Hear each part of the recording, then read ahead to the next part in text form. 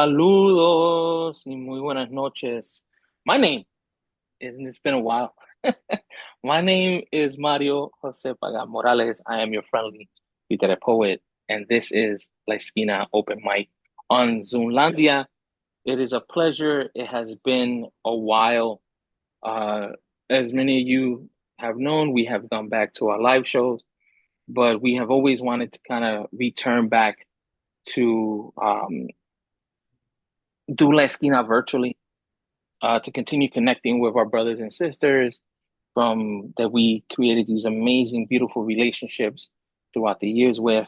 And it is my pleasure. I'm excited, as always, to be here with you guys, ladies. I think, oh, yeah, ladies, not guys. Um, so tonight, we're going to, it's an intimate gathering. Uh, and this open mic does not have a feature, technically. We are the features. So we're each going to take, 10 minutes, read these poems that we have been writing, maybe those oldies that we really like to read. Like I'm going to read some of my favorite poems tonight. But before we start, I would like to open up with this amazing book, Puerto Rico en mi corazón. Is an anthology of Boricua poets who wrote these amazing poems uh, after Hurricane Maria. And this poem is by Cindy Jimenez Veras and translated by Karina del Valle Chokes, and it's called Family. Um, no quiero, I don't want que este poema se convierta en an allegory. Look, when I say cow, it's a cow. When I say beach, water, streams, salt. Si digo hogar, you hold me das comida, and you let me cry all afternoon. Uh, Puerto Rico continues and will always be what I write about. And these days, there's a ton of things happening on the island, and it just gets better and better. And sometimes I just shake my head. I'm in the midst of writing a poem. It hasn't come to me yet, but it's something that I need to write about the news that we hear lately about these colonizers who come to the island and just want to do what the hell they want to do on the island like it belongs to them. I swear to you, if I see somebody hurting a coqui, that's where they will be buried. Um, you don't see me going to your national parks and trying to kill your bald eagles. So that's one of the things that's been on my mind lately. So let's start off our open mic. Gracias for letting me vent a little bit. And today we're gonna start off with the person who I adore to death, who kept nudging me, let's do this, and I'm always grateful to her. Isa, Anastasia Rivas will open up for us. On deck will be Whitney Graham. Hola, how is everyone? It's so amazing to see all of you again virtually. Hope to see all of y'all in person. For my set, I wanted to read a little bit, a couple of pieces. I've been thinking a lot about, well, the general state of the world, this country, um, and I've been trying to find, at least for me, like, where is love in the middle of all of this? Mm, Um, and I picked up an amazing book that I'm still going through. I'm still early on in the book so far, but it is a book by a writer, Spanish writer, Paul B. Preciado, entitled Dysphoria Mundi. Dysphoria Mundi is a book, little bit diary, little bit theory, a lot of poetry, a lot of creativity. That's talking a lot about um, just the world in a sense being dysphoric, the world not knowing what direction it wants to head into. the world needing a transformation, needing a transition. But it's still dealing with all of the things somebody going through dysphoria is going through. Um, I found this paragraph here, which I'll start my reading with. It's on chapter 1, I believe. And I was just very struck by this little reading, so I'll start there. Act 1, Scene 5 of William Shakespeare's best-known play Hamlet speaks of the ghost of speaks to the ghost of his father and learns that he was murdered by his uncle Claudius. Hamlet doesn't know if he should believe a ghost and doubts having even spoken to him, questioning his own sanity.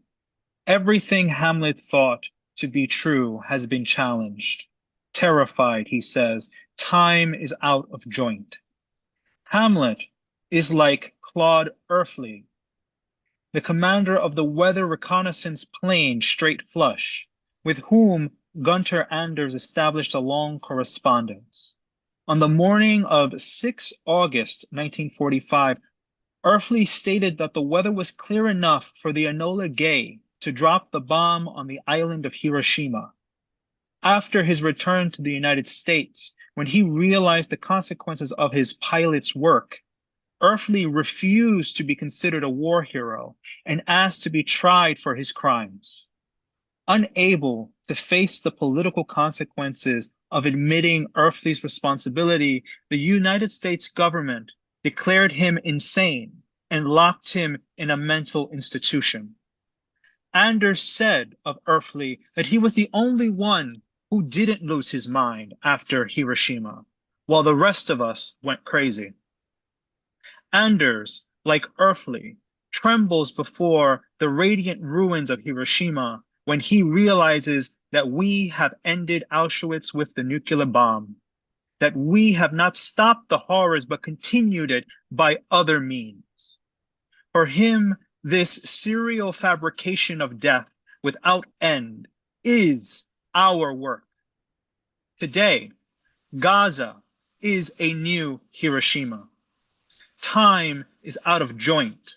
Time has split in two. Time has turned aside. It has lost its marbles. Time has lost its compass. Time has gone off the rails. Time is dislocated, dismantled, disjointed, disorganized. Time has fallen apart. Time has lost it. Time is flipping out. Time is unhinging. Time is losing control. Time has flipped its lid. Time has come unglued. Time is discharging. Time is boiling over. Time has lost its rag. Time is disarticulated, disturbed, out of tune, out of itself. Time has become unjust. Time is rotten, delicious. Time has gone awry. Time is evil. Time has lost its memory. Time is crooked. Time is unable to mourn. Time has lost its time and is now timeless. Time is against time. Time has grown old. Time has run away. Time has gone astray. It has lost its way. It has been discarded. In Spanish, you could say, El tiempo ha salido de madre. Time has left the mother. Or, in a freer and more feminist translation, time has left the father. It has depatriotized itself.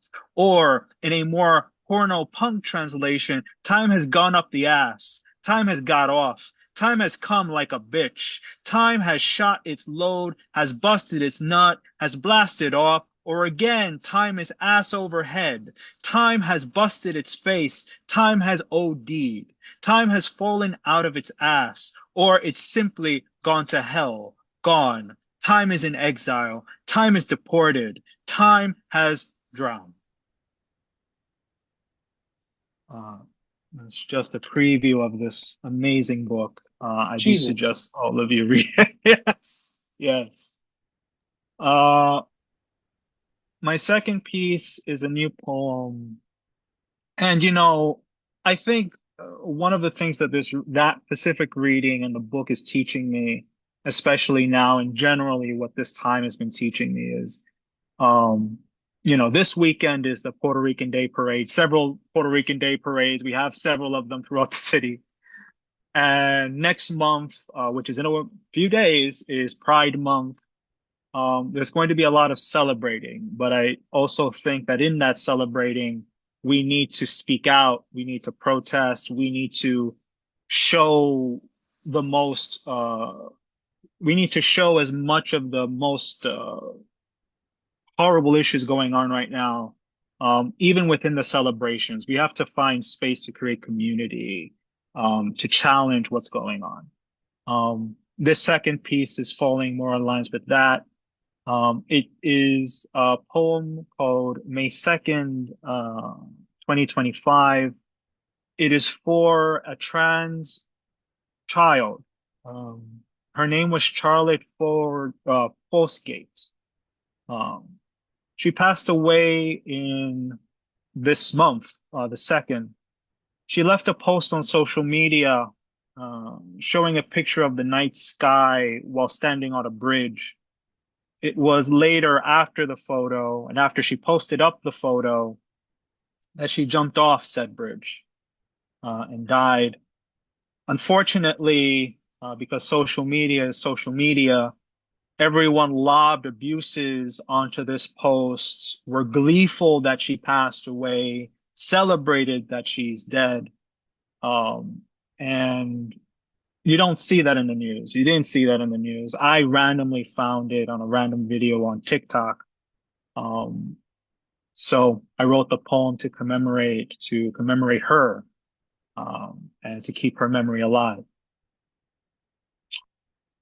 Tomorrow is a long way down through the future of dirt, the memory stored in a molecule of water, in the tethered force of gravity, which should be a dress one wears to fly, not fall. Mañana es una mujer. Tomorrow is a woman, as it was ayer, como era yesterday, always a woman, regardless of what a hateful world has to say. Ahora mismo, Charlotte takes pictures of the night sky from the bridge. It's a pretty view. To have seen you cross it, fully cross it to where love waits, as it should, not at ends, but beginnings. If only we could have helped you as we should, to cross the preventable dark waters to an everlasting love.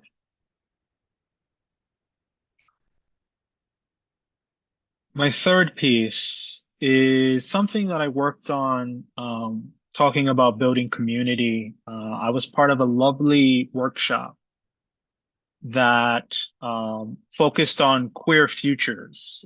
How do we build community within the queer spaces to ensure our futures? We were reading a lot of writings from other queer writers. And we all contributed to the archive, the CLAGS archive, which I contributed my work and an art piece. This was the piece that I wrote for the class. It came with a performance. I can't do the performance because it requires some space and other unmentionables. But I can read the poem. From Untitled Futures. Hey, deathless arrows wait for me on the memorized corner of 42nd Street, where the hearts lay in bundled orgies, singing singed utopias. Or on the corner of Avenue B, East Houston, where my heart breaks under mooning streetlights in the tangling affect of missed connections, humo, lluvia. Or in Washington Square under the arc where my neurons scary scatter like exploding stars around a quasar called Esperanza, hope, hope, hope to see you again on beach runways at Reese or rioting by West 4th Street, rioting perhaps in a more prevailing sense, everywhere. There was once history and is becoming, yes, wait for me, where there is becoming the I'm told the future is somewhere here, in the traces left behind, in the roots of the tree of anger, in las rutas que son rotos, blown out by bombas or unjust bombs, in en la distancia a la largo, where the ghosts gather in the terrible we of it, chanting circular epics. I am told to rely on the maps lined on my palms, or the positionality of stars at the time of my birth, or mañana in its euthanized gait. But Lord, I think my body is beyond that. Make something new of these scars. See, here an interlude for love. I love you. I love myself. And if time could be queer and there is no matter of tomorrow nor shape of today, in other words, a formless form, now, this now, y eso ahora, where form was not born from an idea, it was an idea vanishing. Let's vanish together around the corner from Cubbyhole, where we make out, make love, make it out, touch some more in our infinities, in our possibilities of creating something new beyond resilience, to return to the others gathered in parties or actions or teach-ins, or cultivating the garden to keep all of us fed with life, y historias, y life, y life, y life, D.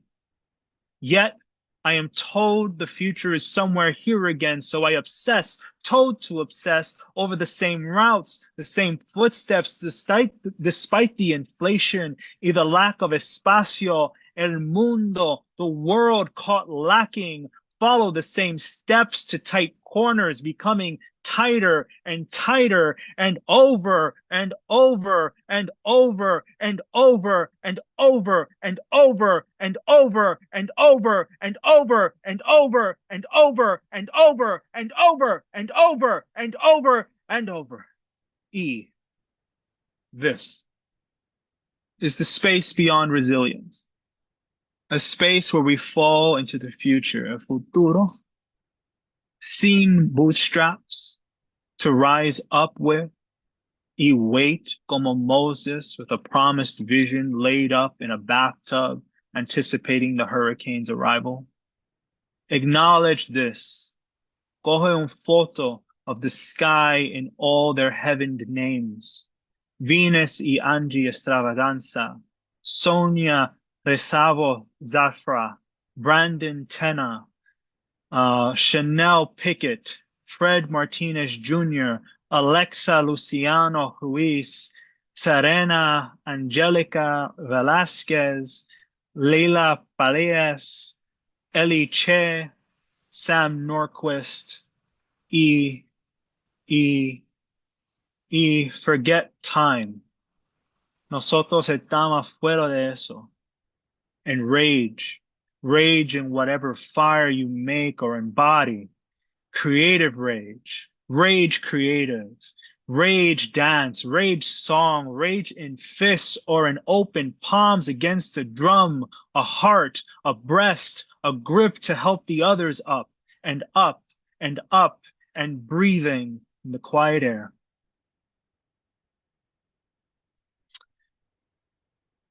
I wanted to read this poem I've read a few times now. Number 4, Quiero algo. Deseo escribir de violetas, of lilacs, of green carnations, of the soliloquy of lavender, of the night pigeon, of the pigeon's night lost in your eyes. The bird of paradise materializing out of thunderstorms, of falling in love with you in an Airbnb, of the metaphysics of waking up in the morning, to the northern cardinal, to the morning dove. Pero la noticia es que la es. There are ruins and gozo stuck in our phones, in a song that has been on conscious repeat for decades, por cientos de años y años más, a song of bombs y bullets, a song of children's blood like children's blood, a song that tells us nosotros no tenemos casa, demands que nosotros abandonar la casa, cuando eso es lo único por lo que nos definimos.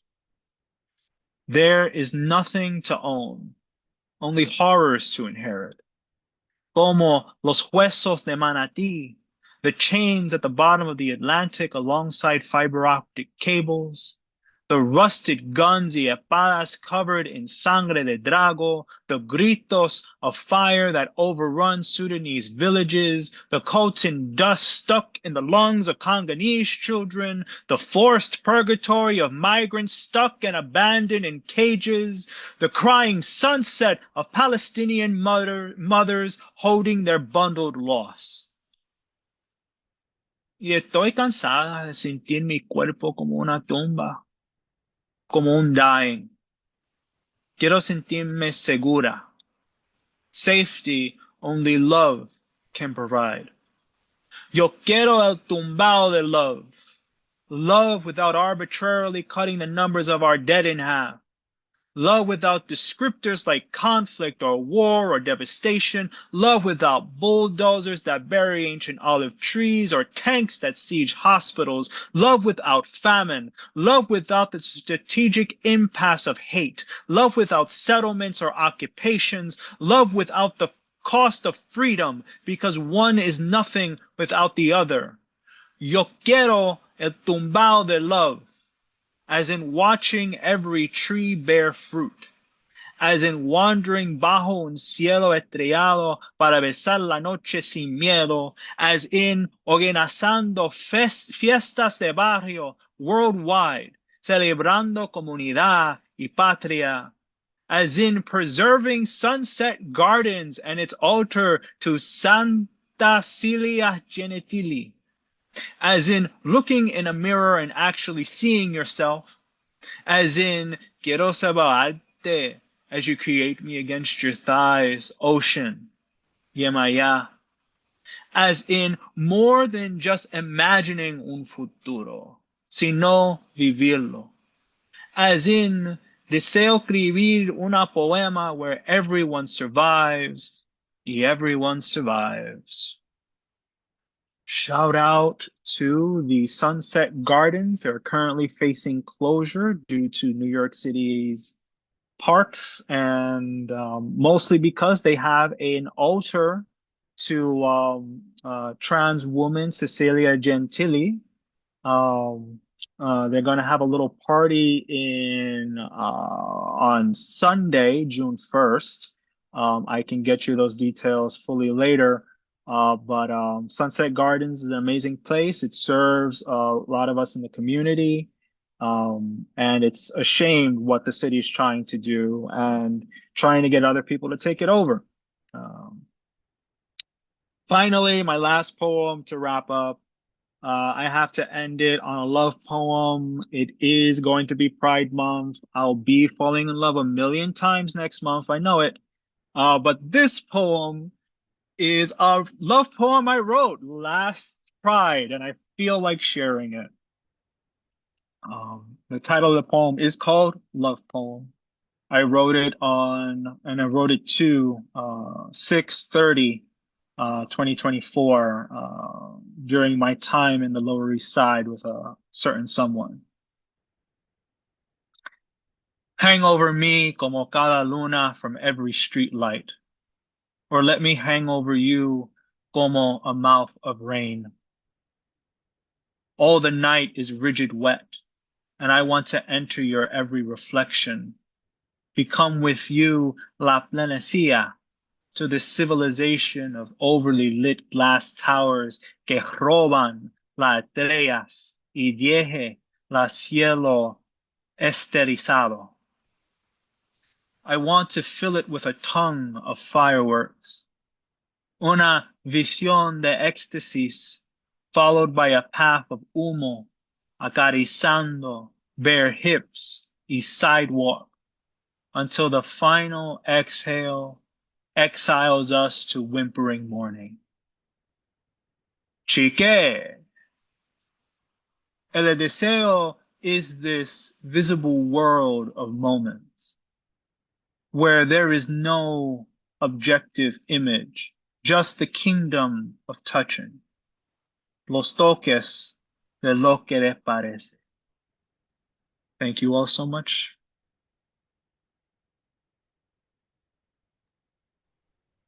Thank you. Um, I I don't know if we were looking at. I was looking at people's reactions. And I'll just say you had us eating from the palm of your hand. I I hope you know how much I freaking adore you, but I miss hearing your poems. And I'm glad that I haven't heard some of them in a while because I get to enjoy um, this beautiful, art that you share with us. Thank you so That much. last piece, I've heard it before, and I remember blushing when you read it. I'm sitting there, I'm like, oh, mira esta fresca, ¿qué está pasando The aquí? po the poem will last forever. The relationship will not. It's all good. Listen, you know what they say about romance and relationships? They spawn some of the greatest art Yes, ever absolutely. created. So, Absolutely. thank you to that person, whoever they are, for inspiring this piece. I could hear that thing over and over again. Okay. So next poet to the mic is one of my favorites. If you've not heard this young lady, and I know she's blushing and she's like, "Oh my God, please stop." She is someone who I've gotten to know in the last year and a half. Her and her partner are amazing individuals, amazing poets. Next poet to the mic is Whitney Graham. Up on deck is I Am. Thank you so much for that very kind introduction. It's wonderful to be in this space with all of you, and your words are so sweet. Thank you, Maria. Um, and Isa, you were wonderful, wonderful. So, your presence is so beautiful. So I didn't anticipate having that much time, but I thought, why not? So I'm gonna read a few pieces, some of them older, because I want to, I guess, know what people feel about my older sound, I guess, and some of them newer, I guess. This first piece is called My Father's Arms Are Lifelines. My father's arms are lifelines. My father taught me how to swim. Some of my earliest memories are of him guiding me through water. I remember grasping at his back, clutching his shoulders, terrified of falling and drowning. Don't let me go, I silently beg. The strength in his shoulder blades reverberated throughout my soul, made me feel like I too could stand tall in the midst of open space. I want to be free, to traverse no matter the depth. I would let my feet fall behind me, torpedo style, as I followed his path, my hand catching swaths of his curly chest hair. If I just hold on tight enough, I thought, he'll never disappear into the water and return to nature. I would give everything to swing my hands back and forth in unison with my sister and spray our father with choppings. Um, that is my first piece. Is my connection okay? Can you hear me all right? Okay. My computer said it had a bad signal. Okay, so just let me know. Thank you. This second piece is called Blood, and I wrote it about being mixed race, which has in a history in this pseudo country, United States, but also there are like privileges. There is I benefit from this racist system as well, while also being um, in it. So I wrote Blood about that. interesting experience of my identity. They say blood is thicker than water, but time has shown me that my blood is soiled with sediments, debris caught from foreign bodies of water, invading my lineage DNA, like pirate ships seeking bounty treasures, colonizing matter until it resembles someone, something else. My plasma weeps with betrayal caught in its throat, compromised, unsure of its makeup, begging for forgiveness from the waters, broken and sacrificial wombs bleeding anew. A claret forms from the gore spilled, mixed with the sweat of colonizers and tears of the enslaved. Forf forfeited from coagulated limbs, phantoms of the residual fluid, my blood floats between conflict, is flooded with history patterned into its texture, strains from an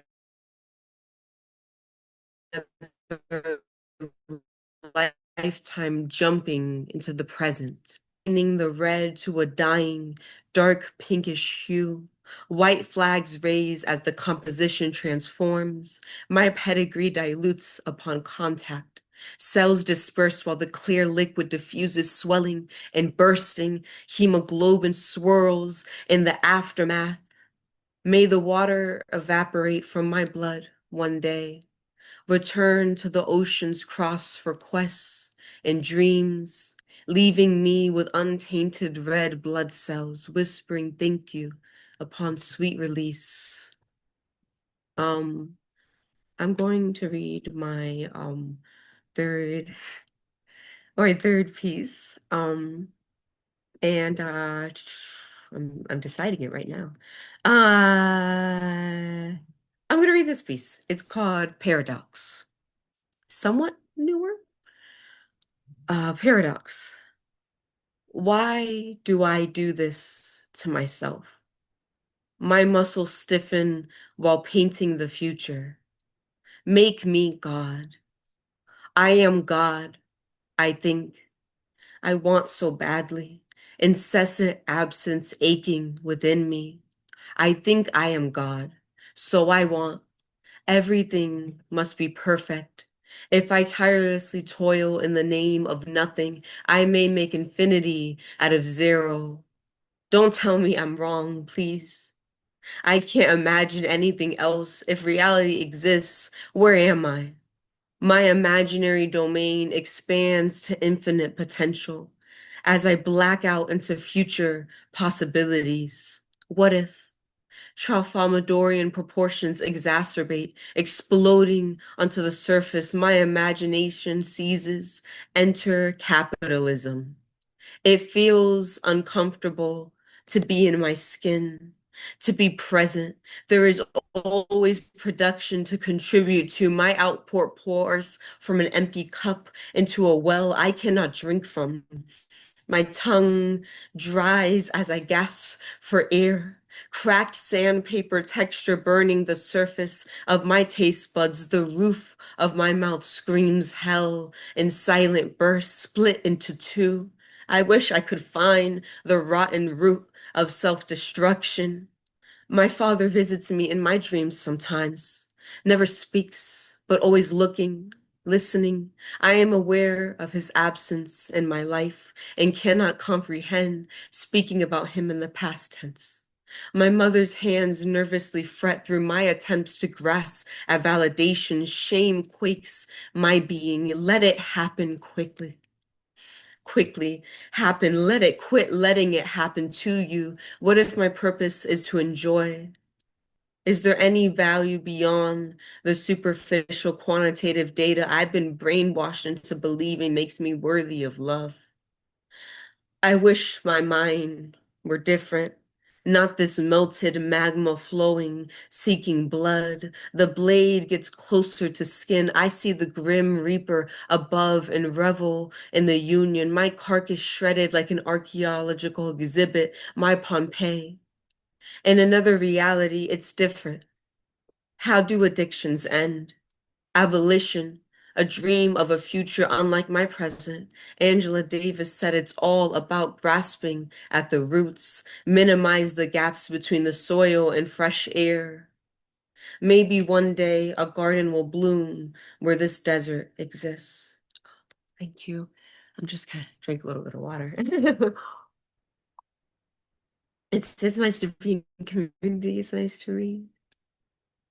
Second to last piece. Thank you for listening. My second to last piece will be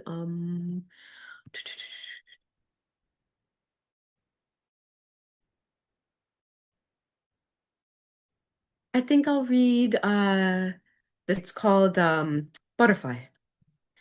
Um okay. I enter the space. Okay. Butterfly. I enter the space naked and afraid. There are mirrors all around to capture my shame. In the silent, dark abyss, the underground tunnel, my body always a weapon, violent since inception. I terrorized my mother's womb.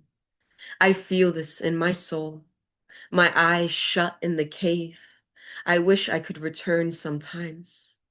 Ignorance is bliss, they say, more like childhood wonder, a better kind of softness, when skin was safety, security, a veil for nature's roughness, like the scrape of a knee on the rainy evening pavement. My body heals me still, returning always. Grief is cyclical, healing is cyclical. My bare feet nervously tread the wet floor. It's lava like back when we were kids, but the stakes are higher now. My reflection gazes back at me, terrifying to witness. I've seen the outline of wreckages too many times in the shape of my breasts, the ghosts within my vagina, the haunting, ever present. She's worried of being witnessed, I realize. I do not want to be perceived, even by myself. The soap is a small, bare, white, a nothingness that slips in between my fingers onto the floor next to my feet. As I bend over to retrieve it, I think of how many heartless jokes are shared between men of this very position, this vulnerability. My body curved into an upside down question mark against the air. Humble. Close your eyes and breathe. There is no one to hurt you anymore. The water pours over my body, bathing me, a baptizing. I let it rinse my sins away slowly, still, in silence, reflecting on my existence. I am a sad animal. Yes, a depressed thing.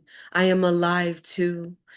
In my flesh lies memories of softness still, hugs and intimate touches of love, salves to the wound, this exoskeleton preserved for years. I am not yet extinct, I am a survivor. My body is mine. Only let me count the ways I love thee, you, me, my breasts magnificently sculptured. My hips descend into heavenly bliss, my ass a song, my vagina a gift, a luscious beauty. I am in awe of my body, each spray of the shower dripping over my skin a soft joy, the flesh a barrier and a safety net, the water washing over me in waves returning me to the womb. I am reborn again, each time stronger than the last. I am invincible in all my glory. I exist and am perceived. When I see my face in the mirror again, I am smiling, happy, gorgeous, divine, infinite transitions blend into the splashing droplet anew. Oh, Oreo, you like that, Oreo? That was my second to last. About being a survivor, for all the survivors, for all the healers. And I think my last piece is going to be sorry for planning it in the moment. I appreciate your patience. Um, I think I'm going to do Might be this one, I think. Um,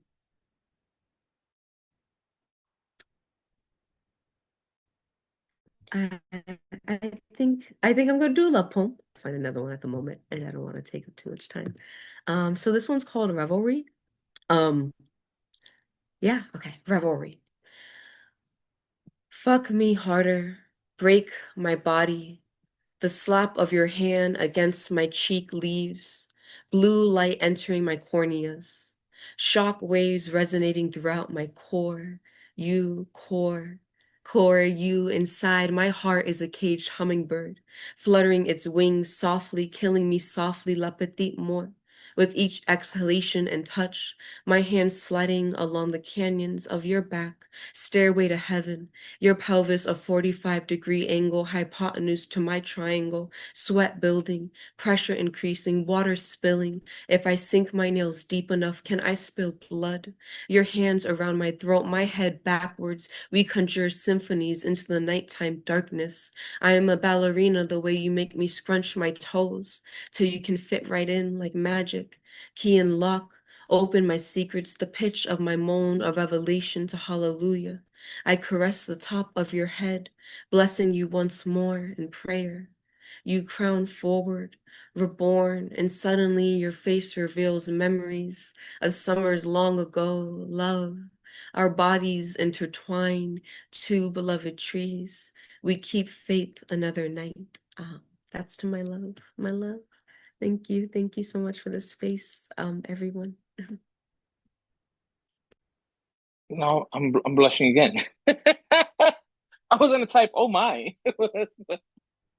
No, but seriously, as you were reading, it kind of dawned on me and it took me back.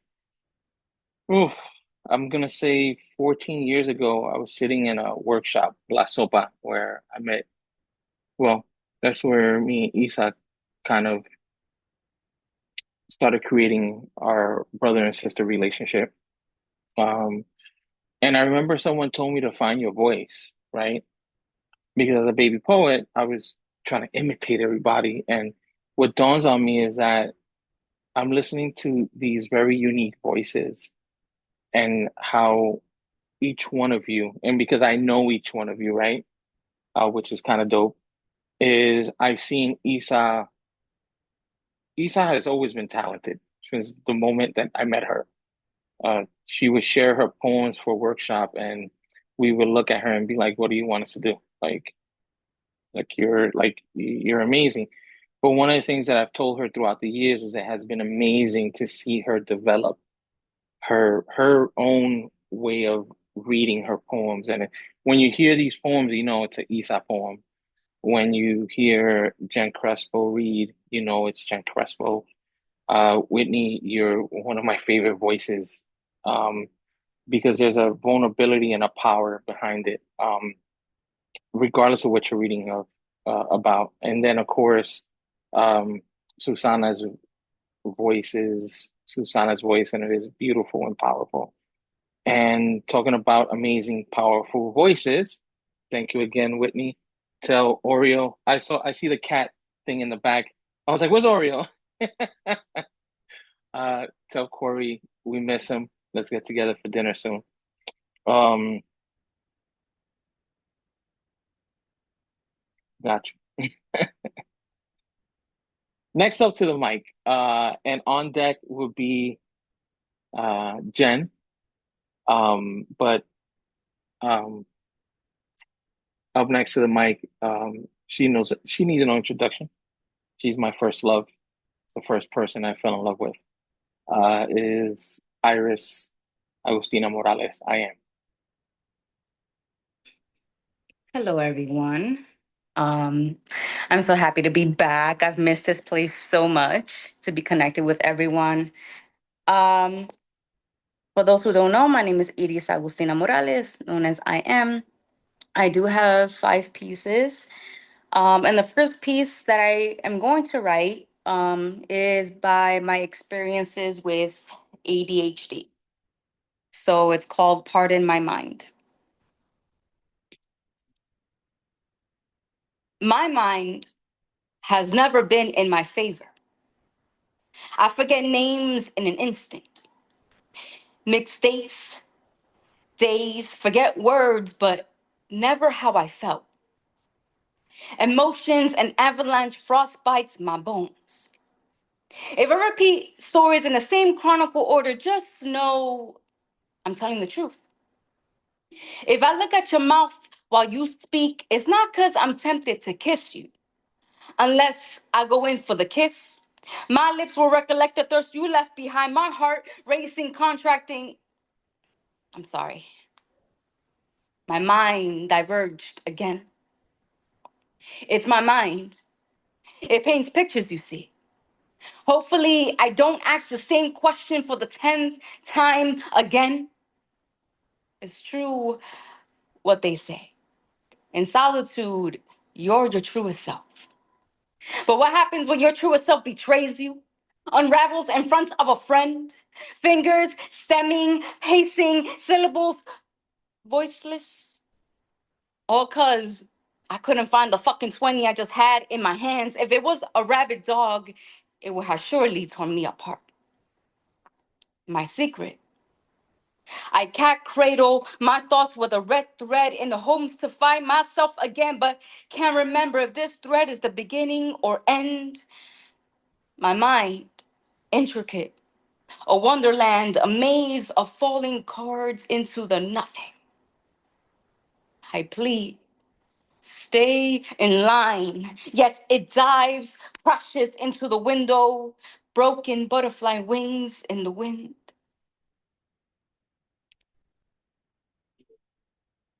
What was I talking about again? Thank you. Whew. Mario.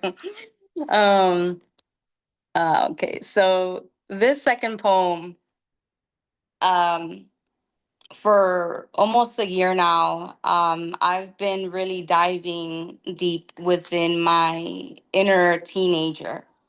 And it has been very intense. It has taken a little toll on my physical body and mental, but one night I just sat down and I told her to speak, to write, and this is what she came up with.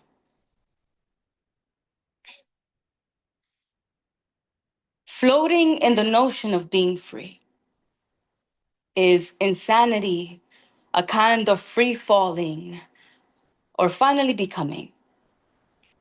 I am unpredictable weather, no flesh left untouched. I'm an earth sign, but water and fire reigns in me, battling common ground. I feel too much. Quench earth's thirst, scorch everything down. My innocence, shadow plays on the wall. Where's the needle and thread to sew it on the sole of my feet and rekindle what has been lost? Thank you.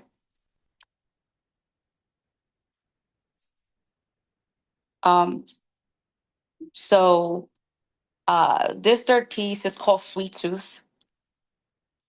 I wrote this piece also within my healing journey and kind of unlearning um, what I thought love was supposed to be.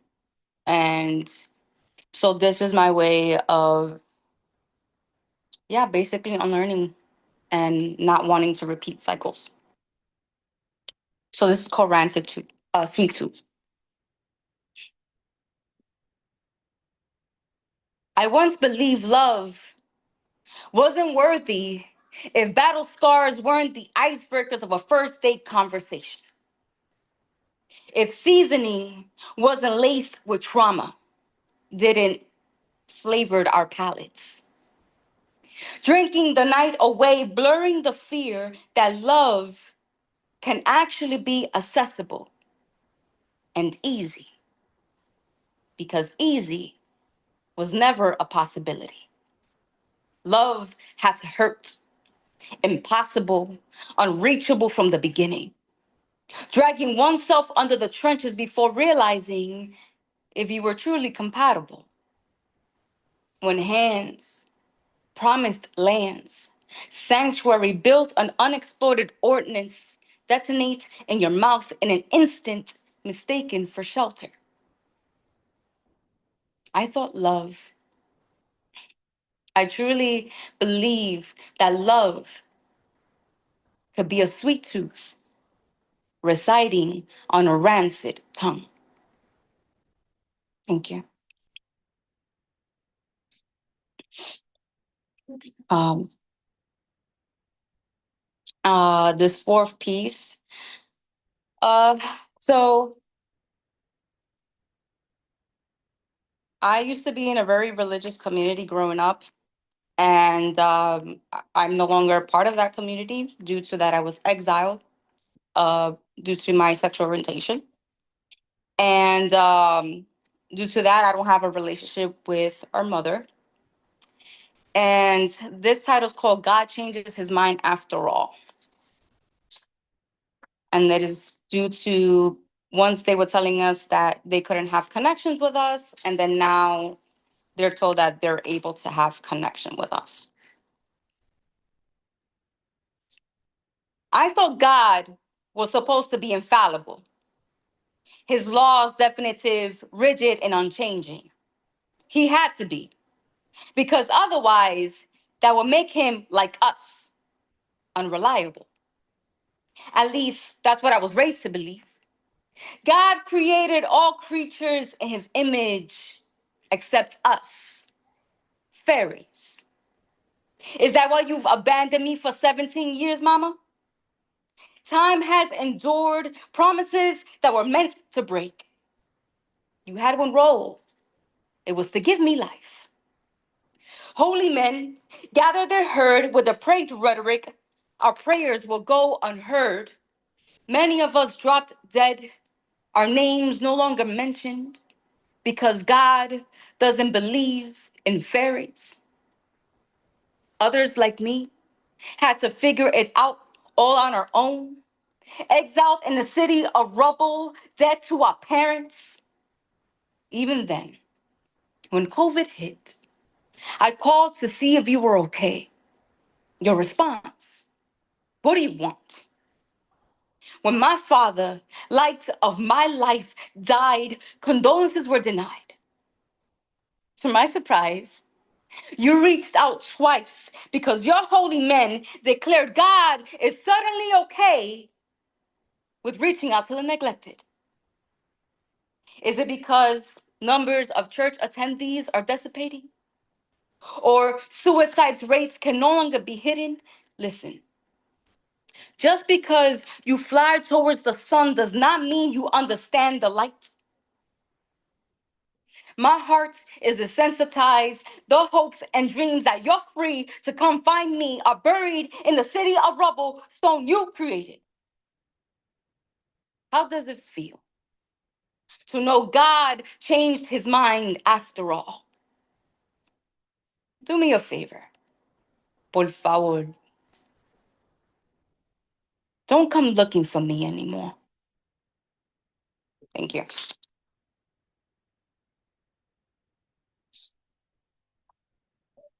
And then this last piece is recent piece. And yeah,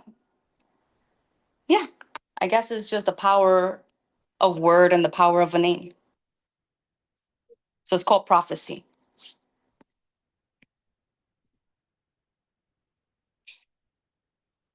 When I was born, I didn't cry. Doctors beat life back into this body. Mommy conjured my existence when she named me Iris Agustina Morales, flooding the labor unit like a tsunami. Iris, such a fitting name, for in that instant, light reflected back into my eyes, and my cry became a walking, breathing prophecy. Thank you.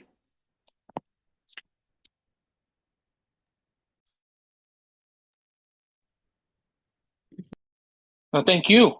Um, you did something that caught me off guard because I read the poem before. I read all your poems. Um, but it was the way you delivered it was amazing. Your ADHD poem, there's a point where you sway us to believe you forgot the poem, and then you bring us back, right? For a second there, I was like, "Don't worry, sis. Take your time, do what you're gonna do," and it was beautifully um, presented. And then, we all write about what we know, and I love that you are able to write about what's true to you, and it's so powerful. And I'm so proud of you. Like I always tell you, as much as I miss you, I think the community in Tampa has given you a space.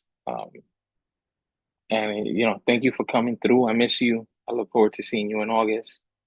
Um, let me shut up. Let me continue moving forward because I love you. All right. So next forward to the mic.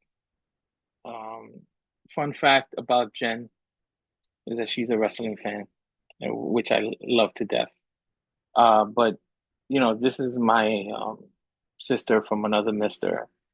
I adore her to death. We've spent time with her the last couple of months at La Cocina workshop, and her poems are so beautifully written and heartfelt. So next poet to the mic is Jen. It's all yours. Thank you. That was so kind. And Edie's, we've met once or twice, but I don't think I've heard your poems in such a full manner. And like that first one, I know exactly who to share it with. Like she needs to hear this. My friend Liza, the one I'm always talking about. Oh my God, she will. You just like encapsulated her to the fullest extent, and it was beautifully written. I mean, just amazing. And then the last one too. That one was like, oof.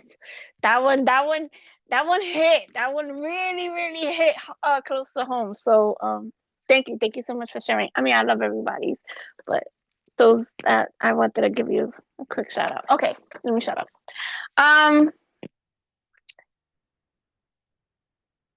So I am going to read a poem that is very short, and that is probably not finished actually. Okay, I got it. And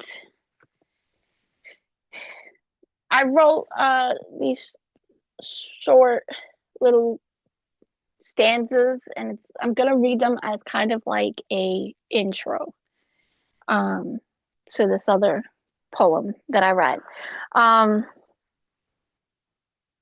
Just to give a quick background, I was born with a very rare heart condition. I have, in layman's term, what's called a backwards heart. And for the last 2 years, I've dealt with it my whole life, but for the last 2 years particularly, um, I've been back to having some complications and some issues, and so this is where these pieces come from. Okay. Yeah. What having open heart surgery has taught me about love. I am a lover, not a fighter. And the fact that I've had to fight to be here since the first moment I've entered this world pisses me off. And now I gotta fight to get you to stay. You must be bugging. A pause in time. If God would permit me, a pause in time, if God would permit me, so that I can have a heart to heart with mi corazón. I've been here before, more times than I can count, to be still and quiet so that I can hear my heart beat. This is not a romantic poem, but it is a love letter. So reread this as often as necessary. Dearest backward heart, or mitochondrium, wonderfully and beautifully you were created. When God formed you in my mother's womb, he didn't just break the mold, he tossed it out altogether.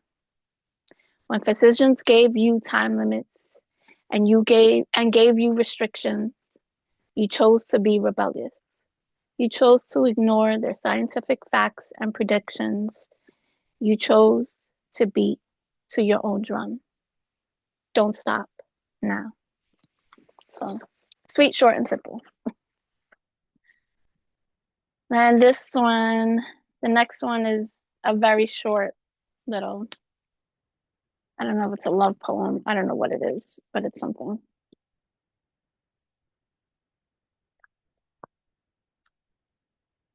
A letter to myself, again. Repeat after me. It's okay to believe in love. It's okay to believe in love. It's okay to believe in love again. Take your time. There's the other side of healing. When the mending is done, when the hurt stops prickling, when the scars start to fade, it'll all be okay. Just take a moment and listen to what I have to say. And shortly thereafter, you can repeat after me. It's okay to believe in love again. It's okay to believe in love again. It's okay to believe in love again. Now, the second you write a love poem, follow it up with a he's whack poem. That way, you're prepared for the stupidity of it all. That's that one.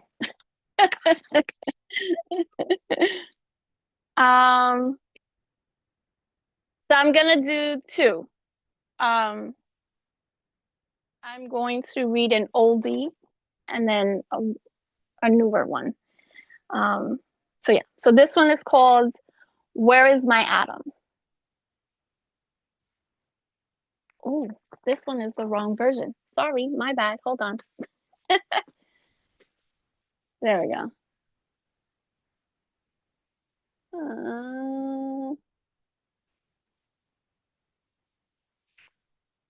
Okay. I'm gonna have to read it off my phone. Sorry. Where is my atom? See, it's my fault for thinking shit was cool when it wasn't. I take the blame for letting it creep inside me, knowing it was just a game. My problem is that I'm ready for it when others ain't. I always think I can win over their hearts if I could just show them how good of a rib I can be. Eve, made of Adam's rib, she was made perfect for him. So I sit and I pray and I cry. God, where is my Adam? Did you forget to mold him for me? Where is the space between his chest and his thigh, the crevice I fit so perfectly in? All I do is sigh. Did you forget about me, God? Now, this is not a woe is me poem. This is a I'll owe up to everything if you let me keep him poem. Either that or bless me with the forgotten thoughts or memories that never needed to exist because my hopes lay in his dreams and try as I might, they won't become reality. I can't control it, so why is my heart so hungry? I don't know why or how long I've been deprived. God, where is my Adam? My Achilles heel is the ability to love the things that I cannot keep, and so I keep distance from the things that stay around me. Somehow that makes sense to me. I don't know why. You see, he adored me as if I was his girl. He looked out for me even when he didn't have to. Actions speak louder than words, as they say, but his words, nah. His words were crystal clear as he corrected his homegirl. Nah, man, she ain't my girl. So I look at this glass of wine in my hand as if he had stopped time, and I thought to myself, God, where is my Adam? Where is the bone of my bone, flesh of my flesh? He who will look at me and say, there you are. I've been waiting for you. Did I miss something? Did I mess up so bad? Forgive me because I do not want to conform to the ways of this world, and yet sometimes I do. And so I'm having to wait. And yeah, I get it. It's for my own good. But damn, I thought he understood. Instead, he diminished my value so quickly thereafter, and all he could say was, I'm sorry, I never meant to hurt you. Hurt. A word I know better than the love of a man. Yo, I write about it as if I were an expert. I mean, I get it. The only love I got going for me is that spiritual kind. And yeah, it's supposed to be enough. But man, sometimes you just need something to hold on to. And maybe that's just me being selfish. Or maybe this glass of vino is making me feel kind of funny. Whatever it is, I'm here. I'm waiting. I'm praying, wondering what will God will do? What will God do with me next? For I am not Eve, and no Adam has been made for me. I find myself looking for the warmth of the spirit in this glass of white wine, just to ask again, God, where is my Adam? Winehouse sang it right. Where is the man who's just like me? I heard he was hiding somewhere I can't see. That was that one. And then the last one, this one is a newer one. And the way I've written it is kind of split up. So bear with me as I follow my own chaotic way of writing a poem. Okay, this one is called This Poem Isn't Worth a Title. Once upon a time, Once upon a time in my 20s, I was never short on love. And I mean true love. Boys were obsessed with me. Boys adored me. Boys fell in love with me constantly. I was always sought after. I was even married once. But I would not know the love of a man after this. In my 30s, I was lonely. Nope. Did I? Sorry. Did I mess that up? Yes, I did. Okay. There were times that men sought my love in order to control their surroundings. Times when I was too immature to understand a responsible, practical love. Times when I begged for love to stay and it abandoned me instead. In my 30s, I was lonely and jaded, knowing I had had my chances at true love and I had blown it. God, nevertheless, was kind and merciful. He gave me that unconditional kind of love in a child, minus the father figure, though. Excuse me. Such a shame that the ability to enter into a relationship with honesty and the simple desire to share life with someone has deteriorated so exponentially. Now in my 40s, all there's left are fuckboys. They lust after me with promises of commitment, morning breakfasts, and late night sports games hosted at their mini mansions. All too unbothered, all too confused, all too uncaring to even try to figure out what real love can look like. Where's that freestyle love we grew up on? That step in the name of love type. That smooth, I want to rock with you kind. Did I miss it all? How the world has changed. Take a moment with me and imagine the man who chooses to stick around, who understands what growth folk business is about, who finds not just a friend, but also a life partner. He who finds a wife has found a good thing. All this pumped up energy with nowhere to go, all this quiet love locked up behind walls built by the men who were too busy to treasure it instead. So let me make this crystal clear. Put me back, just as you found me, untouched, unbothered, undumbfounded. content with not believing in love, avoiding the disappointments,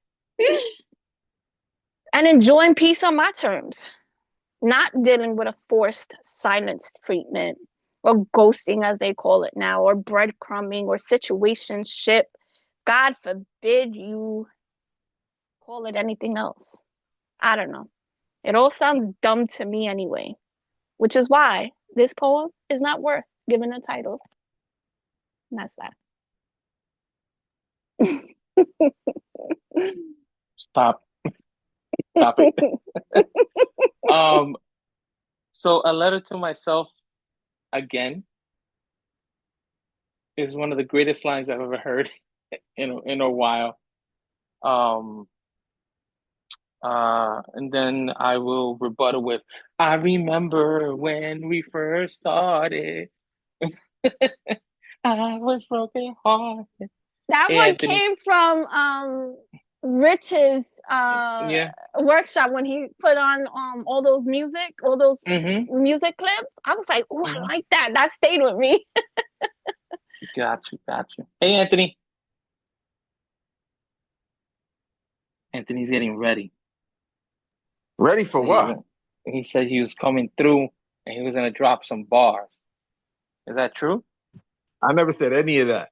No. Why are you smiling though? I don't even have to see your face.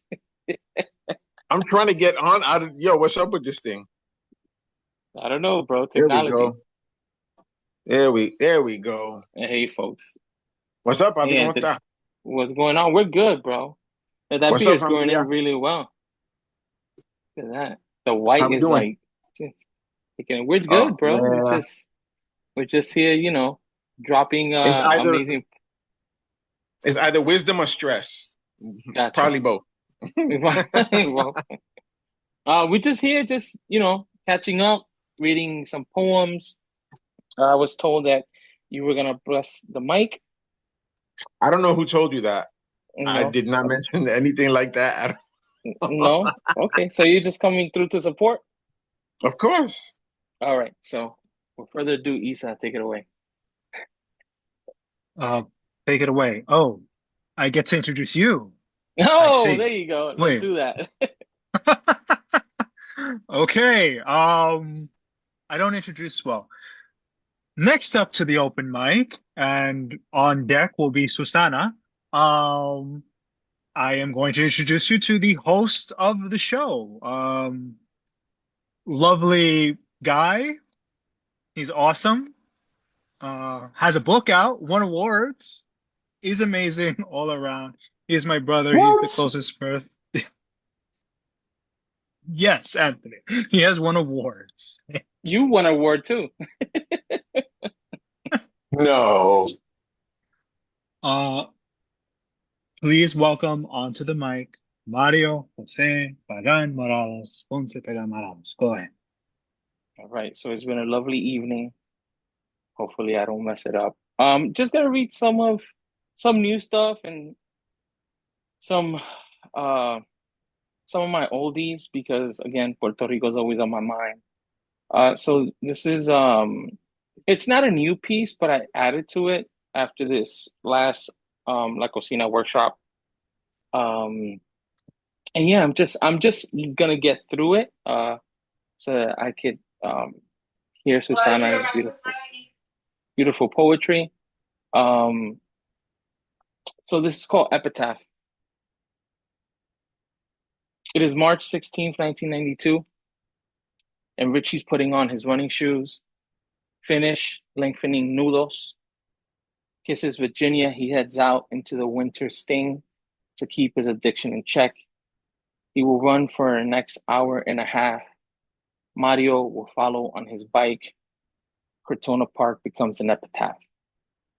Crotona births an amphitheater made of tierra and stone, a haunted pond, cattail footprints, pumpkin seed guardian angels, a forgotten Dios still running in circles, his night exodus trying to catch up to his first high. An Allegheny smile, a blue bounce sigh, a Fort Apache sin vergüenza, o Sonora Ponceña flow, a front page vocero periódico de ayer obituary, a Diet Pepsi eulogy. A mausoleum will rise from the roads. A mausoleum will rise from the roots of black cherry trees. So I wrote this poem 2 years ago. And you guys have heard this. It is in Ponce, the houses are not for sale. Ask Jesus. And it's just kind of like a reminder that sometimes we go through these patches of like news on the island, right? And I'm one that's constantly trying to stay on top of what's going on the island, even though I'm from the diaspora. And the latest news again has me like extremely pissed off, and I'm writing a poem about that. But I just kind of wanted to touch on this because it's still something that's happening. I think today I got some news that there are people throughout the island who are being evicted from their houses over some ridiculous laws that the island has. Literally have bought these houses, raised their families in these houses, and are now being evicted by the local mayors of their towns. And of course, they're going to take these houses and build them up and sell it to the gringos, and they're going to use it for whatever it is they use it for, right? So in Ponce, the houses are not for sale. Ask Jesus. On Viernes Santo, Ponce closes its doors to the imperialistas rajatablas who think they are the center of el universo. El cielo opens up una inundación to wipe up the virus that walks las calles, tomando notas, taking retratitos of street addresses they know a tatarabuelas by nickname. They walk el Paseo Amor looking at faded murales of gallos who crow con voces roncas, gringos, go home. Stop at the corner of El Museo de Arte wondering if it's also for sale. Wondering if they should keep the rustic look of decay as decoration porque las cosas viejas are now en moda. On Good Friday, while the Yankees take a break from continuously robando nuestra cultura, they drink café helado from Gallo Express under bayan trees whose roots stretch out from above, buried deep into la tierra, scared they too will be stolen. On Good Friday, Jesús passes by con eleques y un eleguá en sus manos, a Free Palestine t-shirt, habla sin pelos en la lengua into his megaphone, says the category is new machatero island machismo flow, carries his bedazzled cruz con passion, usa Ugg pride fluff slides, looking snatch, his eyeliner on point, dripping sunshine. He said, don't forget that love is love is love is love is love is love is love is love is love is love y que se vayan pa'l carajo los United States of mierda y la Junta y Luma, que Puerto Rico no se vende. Said his pronouns are they, them y nosotros, que todos somos hijos de una madre de esta tierra y ella no se vende. And a mixed crowd cries for patria follows him, passing abandoned casitas that have never been turned into Airbnb, that have been turned into Airbnbs, homes where their abuelas go still haunts ventanas, making sure they don't miss el bochinche, where overgrown jardines now adorn their memorias, echoing of se vende signs. Cuando el barrio palpitaba en laughter and pride, Junquica y nadie decía nada y arroz con leche se quiere casar. Back when Jesus was a culicagao and they called him Jay, and he turned un limber into 10 y agua into Marie, and he promised and he prophesied gentrificación was coming y cuando los gringos llegarían y que algunos de sus hermanex would be hated porque Papa Dios would also love them regardless of género y quién they will love y que amores, amores, amores, amores, amores, amores, amores, amor es amor, y Jay wanted to make sure que todos would be received sin miedo y odio, que brillarían como la perla, y quería recordarle, in case you forgot, who do you think picked the color palette for La Isla? And to remind el imperio de otra cosa, that you can't buy Borinquen por solo 5 chavos. So then, fast forward a year, and I go back to Ponce. Not on Good Friday. That's, well, depends if you want to go to Ponce on Good Friday. Just know that the town is closed. But I went back a year later and had an experience with Audrey there. Because I wanted to show her Panque de Bomba y La Placita. So this is called John 11:35, or Jay said you good. A man sleeps in el sol ponceño. The bayan vines hold him up, flesh and bones, marinated, slumped next to la fuente o juventud. Los perros lick the sweet taste of carne frita. Lázaro crackles en el sol boricua. The blue azul cobblestones bochinchan about the poca vergüenza they're witnessing. Tourists pass, wonder if he will drop the value of the new property they just snatched from our tatarabuela's cold dead hands, the ones they got a tax break from. Porque fuck los Estados Unidos a mierda. Again. Pero back to Lázaro, who the locals guess know this espantapájaro who dangles waiting for death, ni caso le hacen en el sol, ni caso le hacen al suntan Dios. No one leaves ofrendas, incense, or oraciones.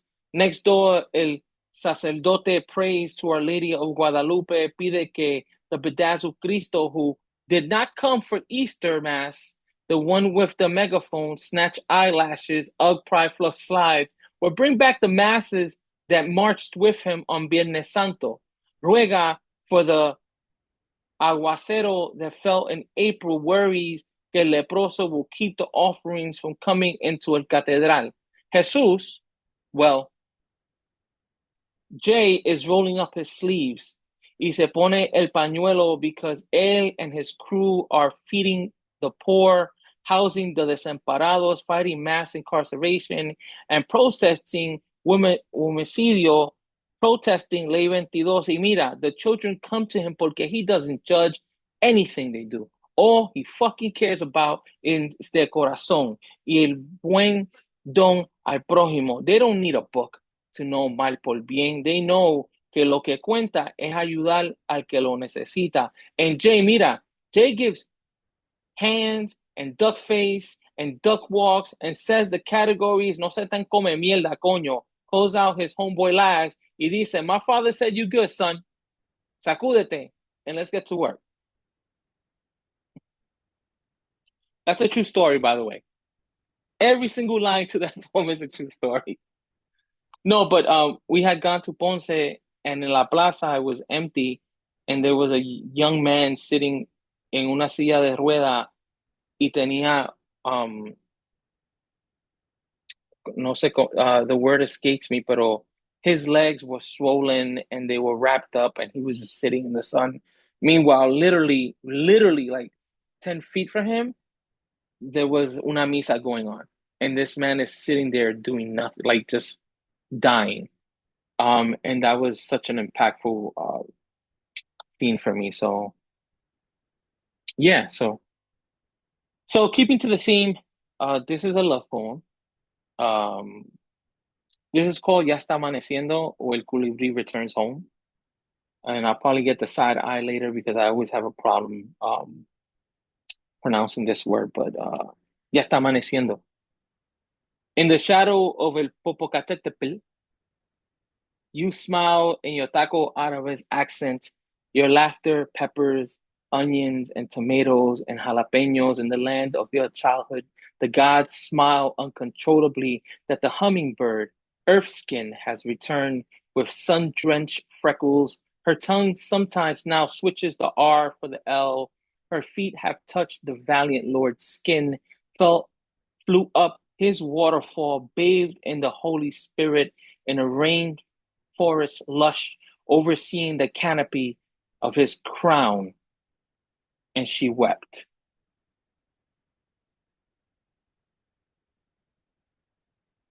Okay. I'm gonna cheat. I have two more poems. This is another love poem. This is Hoy he despertado o Abrázame from Juan Gabriel.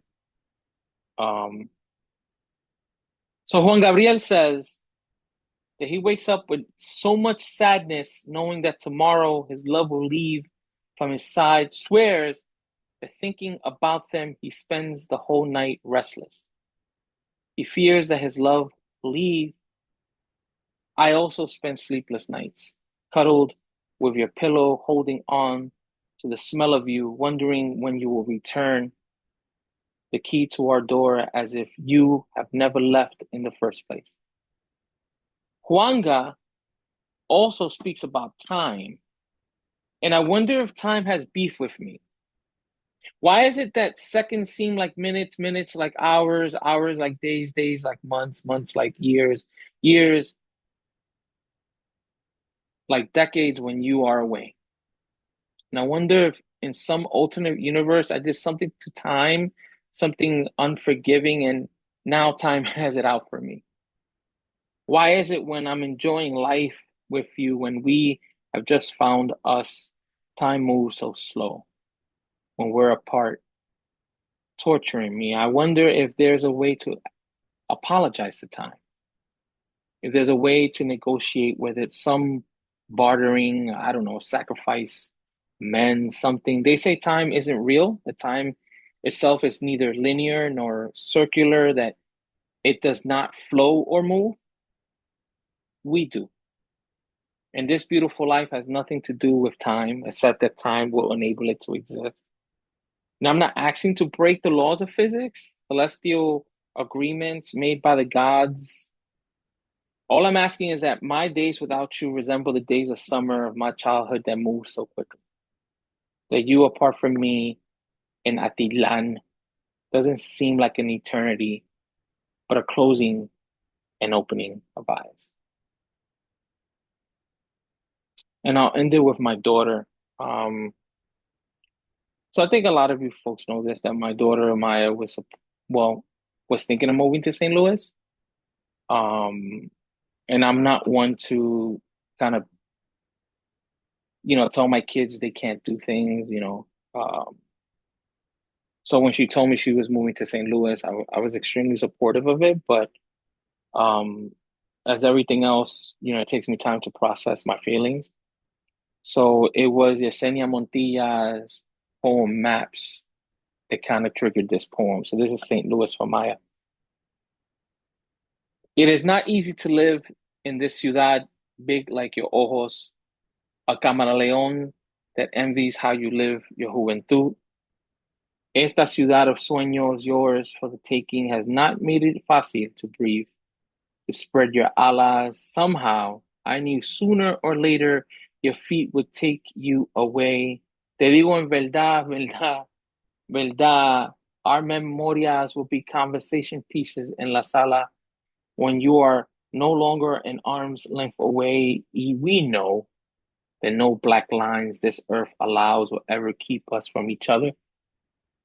I will feel the emptiness when you leave, although we will always, always have Brooklyn bagels, bodega cats, and bad cafe, free Wednesdays at the Bronx Zoo trips, piragua and dollar slices, the waterfalls and West Farms. There I will find your colitas, your show-stopping smile. Somehow, we have found our way back to El Bronx, to Abuela and Abuelo's ghosts. Roots sprouted in Brooklyn. You were the best thing about Staten Island, and here we are again in El Condado de la Salsa. Tu español is yours and very good looking. You should be proud. How beautiful scaffolding looks in your background of your Instagram post. I feel bad for this ciudad. You will lose your adventurous chuleria, tu boricua, Dominican rainbow flow, sassy Capricorn taína. Esta metropolis nunca ha perdonado. Summers in Nueva York, honestly, were never that good to start with. Has never deserved the mystique of your youthful, wishful thinking. Broadway never deserved you. You are young, my love. The horizon calls you. Sing for me one more time. Smile, fly. So thank you for allowing me to read. For allowing me to read. Yeah, that's what I've been working on. Um, I don't know if it's just me, but sometimes I write and forget I write things, and I go back and I was like, who wrote this? Um, so thank you again. Okay, so our next poet to the mic. Um, I as I was listening to all of you speak, it just dawned on me that you guys are like some of the people that I really love a lot. And it just happens to be that you are all family to me. So it's beautiful to catch up with you folks. So she doesn't know this, but I'm gonna read this. Because this to me, having Susana in the space, um, I she's one of these poets that when you hear her work, her voice and just the images that she puts out are amazing. Her first length book of poetry was called Hurricanes, Love Affairs, and Other Disasters, which is you should definitely pick up. Came out in 2021. And she recently released her second full length collection, Return Against the Flow, which was released this year. Uh, what I didn't know about Susana is that she's been nominated and she's won some really dope awards. I'm gonna leave it there. Con ustedes, Susana Pravel Perez. It is Mm. lovely to have you, my sister. The floor is Thank yours. you, Fonzie. It's so beautiful to be here. And I love this format. Like by giving everybody 10 minutes, I just felt like I saw everybody's soul. It was so beautiful. Oh my gosh. Really, really. I'm just, oh. So I'm gonna add my voice with 5 poems, again with this format. The first few ones are new poems. Just sort of trying these out. And I'll end with an old poem from the book that Mario mentioned, the new book. So start with this one. It's called What Saves. The nightmare begins as we wake. The news now a list of injustices. And those who defend folks whose rights are being crushed are called crooks. Judges arrested, and immigration lawyers ordered to leave their own nation within a week. The nightmare subsides in sleep, where my dreams can croon a cappella. The torment wanes when I remember this is not all there is. There is rhapsody in the cracks, and we can resist by saying yes to life and no to the fear that spreads silence. I celebrate those who act beyond self with vast love and the small details that bring me joy. How the coquilles sing louder after the rain. How towhees and sparrows narrate the day. The iridescent purple of a princess flower. Café con leche in my favorite mug.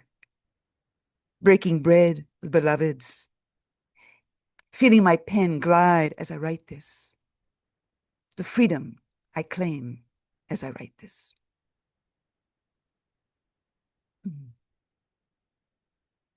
So this next piece it was a piece, I thought it was appropriate for today since we are in New Rican poet land with the Tinteres. And this was actually commissioned by the poet Avacha. I know Mario and Isa know Avacha. She's a wonderful, wonderful, wonderful grandmama of poetry here in the West Coast. So she commissioned this because she does a series called On Their Shoulders We Stand, and she has poets, living poets, write tributes to poets who are no longer with us, who inspired us. So this one is titled El Reverendo Pedro Juan Pietri, a tribute. They left Ponce in 1947 when he was barely bigger than a grasshopper, gallinas y cafeteras stuffed in their pockets. Left para los barrios de Nueva York, where the kitchen of their apartment doubled as sleep room, sala, and closet. The Great Migration uprooted more than 500,000 Boricuas, music steeped in cueros y cuerdas trailing in their wake, pursuing promises of gold-paved streets, or at least a paycheck thicker than un billete de la lotería. They worked 10 days a week and were only paid for 5, buying bags of habichuelas from the corner bodega with an endless IOU, being called spick on U.S. streets, even after fighting on the front lines in Vietnam. El reverendo saw all this through newly opened young lord's eyes, through Nuyorican poets' eyes, kept recipes to revive colonized souls in a black suitcase. And when AIDS ravaged, rained fistfuls of condoms on his listeners as he preached wisdom of thorny ceiba trees, granting himself permission to believe in God again because he'd seen a grasshopper staring at the still moist dew of his thoughts on the 39th floor of a red brick high-rise. And I must give credit where credit is due. The line, they work 10 days a week and were only paid for 5, comes from Petri's classic Puerto Rican obituary. And the last stanza makes reference to a beautiful poem called Ode to a Grasshopper that he wrote. So this next piece is in Spanish. It's dealing with a lot of the stuff I've been dealing with lately, and it's called Capítulo 3, o Mi Tercera Vida. Vivo ahora mi tercera vida, que no es lo mismo que la tercera edad, aunque ya crucé ese umbral. Mi piel tersa y mi vientre fértil ya se alejaron, y mi tribu ahora es sembrada por el mundo. Mi tercera vida, como la de Tomasina del cine de mi niñez, bigotes y cola meneando, caminando a adoquines, después de una caída casi mortal. Intacto de milagro los hilos delicados que unan cuerpo y alma. La línea de la vida en nuestras palmas puede ser recto y largo, terminando donde empieza el dorso de la mano. Pero a veces esa línea está entrecruzada, desviando y hundiéndose antes de regresar en alas de ángeles al pliegue trenzado. Yo he visto la mirada intensa de la muerta mirándome de frente en un selfie, más de una vez. He clavado mis uñas filosas en la carne jugosa de la vida, sacando sangre y aliento y chispa con el anhelo de envejecer. Hoy me alimento de un plato de gratitud, remolacha dulce enredada con hierbas agrias, agua fresca y una cáscara de coco me revive mientras camino entre escombros. La neblina se disipa a revelar un sendero que tomo con alegría. Mi tercera vida. ¿A dónde me llevará? Yo no sé.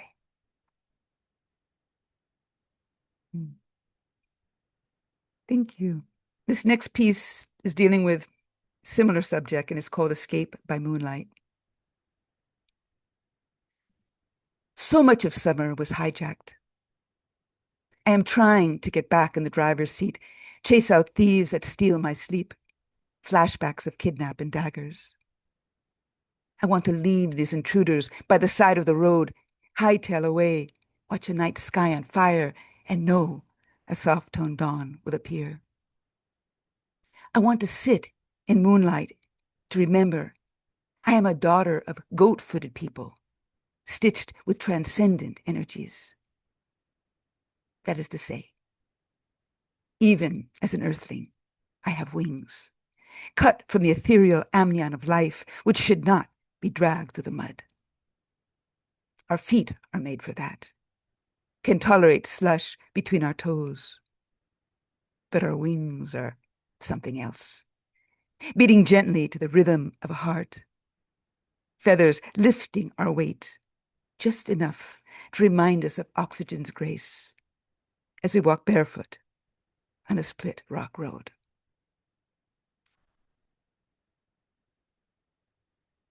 And I'm going to close with an oldie from my book, Return Against the Flow. The cover art is done by the wonderful New Yorker artist Tanya Torres. If you don't know her work, check her out. She's just beautiful. And this poem is a poem dedicated to Mario, Isa, and other títeres. And it is about a beautiful night we all spent in San Juan a couple of Aprils ago. It's called Títeres in the House. My house is filled with poets. New York in their rearview mirror as they search for homes of their juventud, and a sacred secret that sleeps in la selva. They roll up in sandals and fedoras at a pit stop to forever, unfurl tattoos that read like road maps, drum black nails on a table quietly turned tambor.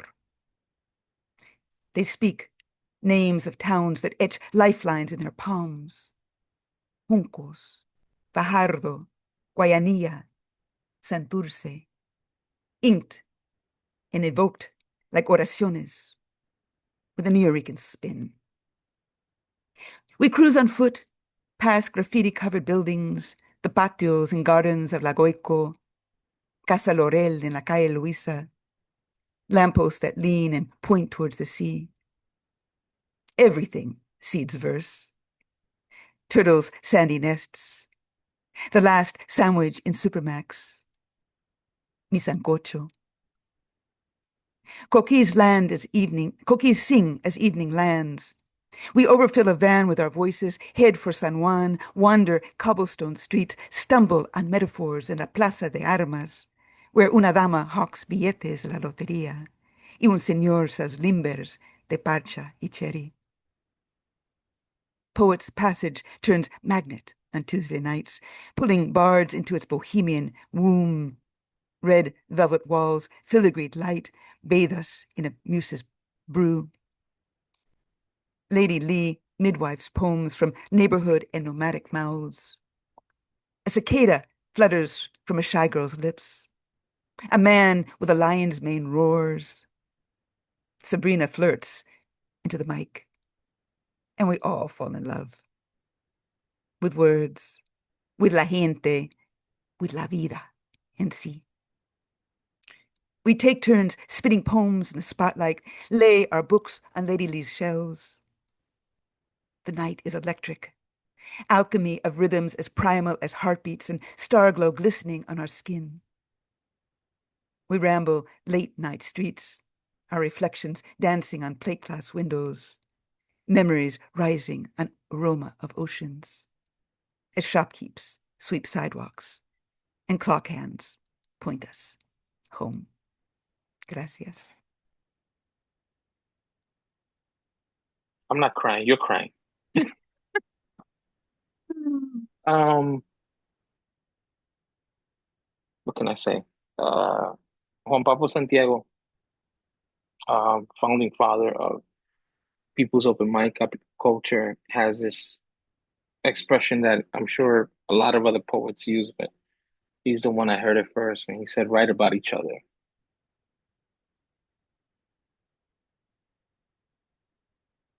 And sometimes, yeah. I was just Yeah, going no, to go ahead. say, I wrote about you all, but I also brought you all into my book because the epigraph to the whole book is by Isa, and there are quotes of Ponce in the poems, and you're so right, right about each other. Yeah.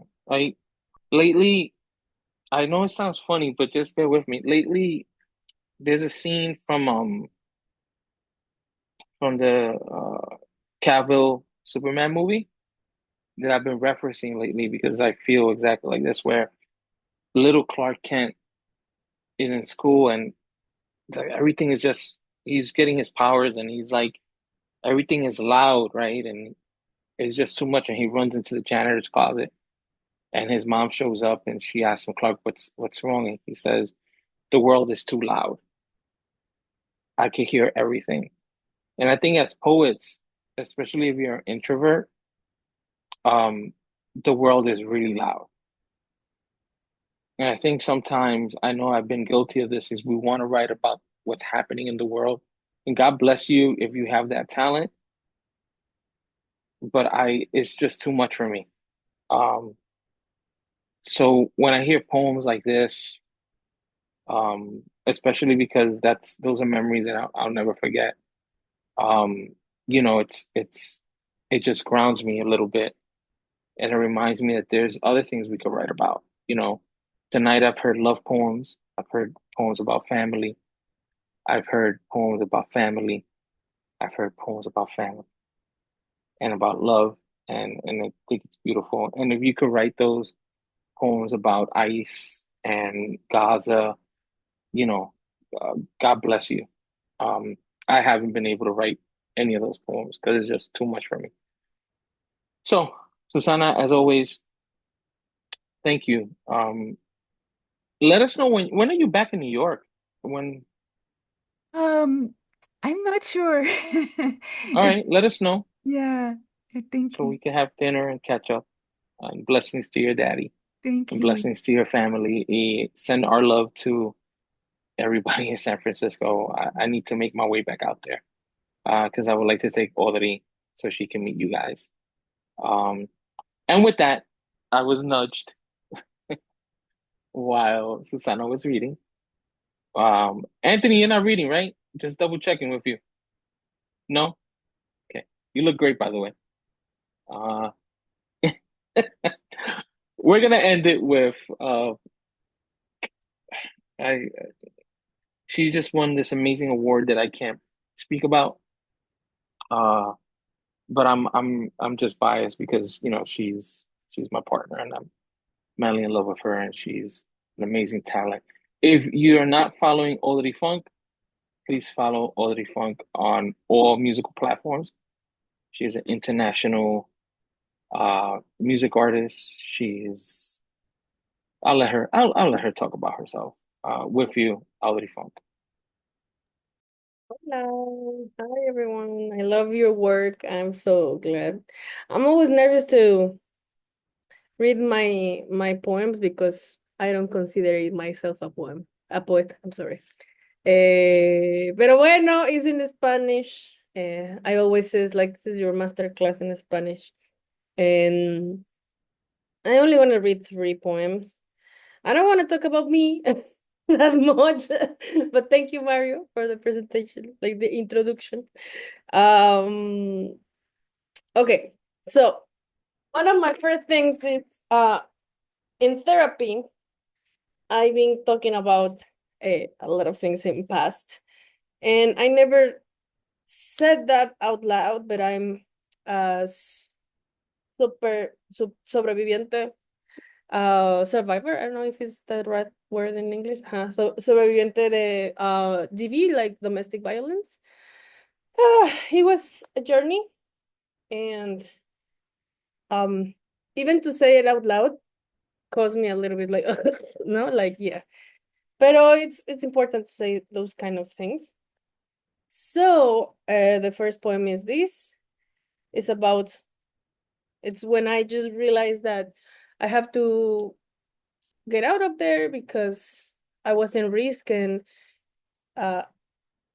it took me 10 years. So it was hard.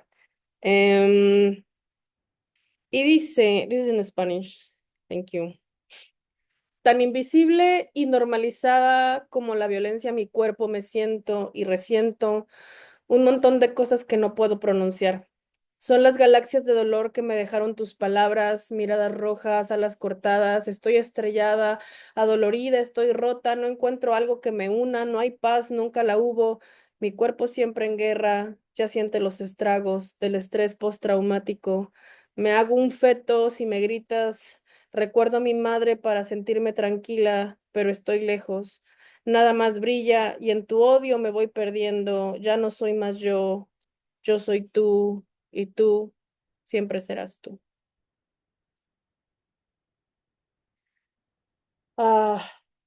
Okay. Then One day I met this guy in the backstage of Lincoln Center. He was a poet and he was good. He added me to Facebook and we started to talk. And one time he invited me to a non-date, according to him. We went to a park and he brings like all picnic stuff. And he said like, no, this wasn't a date. I just want to invite you to my open mic, according to him. So Not true. in that non-date, I was like, oh, okay, I think I like this guy, right? So the name of the poem is Magia, right? Ayer hice magia. Volví a reencontrarme con las palabras, esas que me dan miedo decir en voz alta, las que exponen mi corazón y mi alma más que cualquier cosa. Ayer hice magia, te vi en la calma y me recordaste mis dones. Te vi en el buen clima, en la buena plática, en un porro de hierba rica. Te vi en la cena y cuando de fondo tuvimos el agua, te vi en el parque entre el tráfico de Manhattan. Te vi y no podía más que creerlo, hacerlo, más que creerlo. Y siendo la gran loca que soy, ayer hice magia. Y ya entre dos idiomas me puse nerviosa. Y entre dos idiomas dije mis hechizos. Ayer hice magia de nuevo, conmigo, contigo. That's it. Ay, okay, I never read this kind of work because my other work is too political, but I think it's time. And well, the next one is recurrente, which I believe migration is one of the most traumatic things in my life. Being taken away from my country and being in this city especially is so hard and it's so cultural shocking and all that. So recurrente because I feel you as an immigrant, you learn how to live with the sadness of being far away of your home. And you can be happy, but it's always like, all my family is in there. You miss all the nice dates and Mother's Day, Father's Day, birthdays, everything. You're far away. So it's you and a video call and that's it. Así que dice recurrente, tengo la tristeza recurrente, traída desde el mismito infierno, me sofoca, camino pero no siento, esa que es todos los días en silencio, circular, cíclica, en ritmos, geométrica, encajonada en una esquina del corazón, en una esquina del recuerdo, ahí donde no era feliz, pero sí tranquilo, ahí donde vuelves y te trae risa. Tengo la tristeza recurrente porque hace muchas lunas no les veo. Te dejé y decidí morir en un lugar y revivir en otro. Sí, fue voluntario. Maté mi vida en México para renacer con miedo y sin armas en el Bronx. Me despojé de mí misma, guardé mis recuerdos en la maleta, huí y me huí. Tengo la tristeza atravesada, recurrente, en permanencia involuntaria. Cada día suspiro hondo porque me haces falta, con frío que quema la cara y siempre me pregunto a qué chingados me vine. Tengo la tristeza recurrente, me asusta esta inmensidad, tengo la tristeza todo el día, a toditas horas, pero aquí sigo. Diría mi raza, ándale a chingarle, que tus ancestras te hicieron chingona, pero las lágrimas caen en forma invisible porque siempre quiero llorar. Ya me acostumbré a esta compañera que arrastro de la migración amargo regalo. Tengo la tristeza recurrente. Thank you. That's it. Gracias. Bye. Thank you so much, Miss Audrey Funk, for reading. Appreciate your work. Don't appreciate getting sidelined by poems about me. Getting caught off guard. No, en serio. We should normalize, stop apologizing for reading in our native language. There's no need to do that. If you don't know Spanish, just look to the left or to the right or down or above you, and we will translate stuff for you.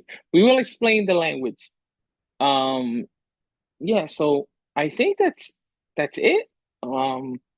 thank you to everybody for being vulnerable, um, for being amazing writers, for sharing new work, for sharing love poems, for sharing political poems, for sharing naughty poems. Thank you all. Susana, I miss you to death. Um, there's so many things I want to say to you. I can't wait for you to get to New York. Or if not, Audrey's been like, we should need to get back to Puerto Rico, and I agree with her. Um, or we can meet out there in Puerto Rico and write more poems. I miss you, my dear sister. Jen, I saw you a couple of days ago. But I still want you to come back with the baby. I always miss you. No You te done, oigo. Daddy? No, no, no, never, never. Um, Has been asking Whitney, every day, when do we go back to Mario's? When do we go back? Like, I don't know. I don't know. bring them whenever you want. I'm here. I'm here tomorrow by myself. No, So we this weekend, but the weekend. Oh, yeah, we could watch. We could. Well, we'll talk offline. yeah, yeah. Um, Whitney is always a pleasure. I'm sorry. I'm in the room with my family. Like this is the sala. This is the cocina. This is like quina. It just happens to be that we're all very. This is familia for me. Whitney, I love you. Tell Corey I miss him. Thank Uh, you. We miss you I all. Thank you for yeah. having this space. Thank you. Iris, I have nothing to say to you, Iris. No, it's not true. I love you, sis. I miss you. I can't wait to see you. And yeah, so thank you for coming to La Esquina Open mic tonight. It was extremely intimate. I do agree with Susana. This 10-minute format works really well with a small group like this. So maybe that's something that we will continue doing. Y con eso, I say good night. I love you. We will keep you posted to the next open mic for La Esquina. A little announcement. For now, I think we're going to keep it like this, but we are working on a space um, to have the live show, which I enjoy having as well. So I will see you folks soon. Anthony, I haven't forgotten about you. There is an after party after this, so don't hang up. If you don't want to hang up, we catch up afterwards. Lo quiero mucho. As always, Isa, I could not do this without you because you know that technology is not my thing. I feel like my father these days. Así que, muy buenas noches. I love you guys. Good night.